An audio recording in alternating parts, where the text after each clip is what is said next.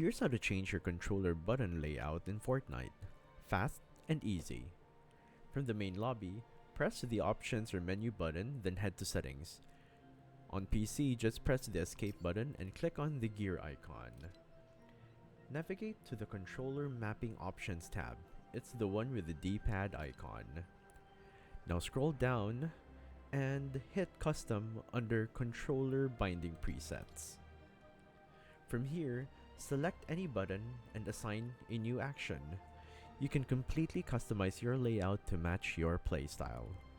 Once you're done, press apply, save and exit, and boom, your custom layout is ready. Pro tip: set important actions like edit or build to buttons you can hit fast. Every millisecond counts. And yes, it works on all platforms: Xbox, PlayStation, and even Switch with a Pro controller. And that's it. Like and follow for more quick Fortnite tips. You got this.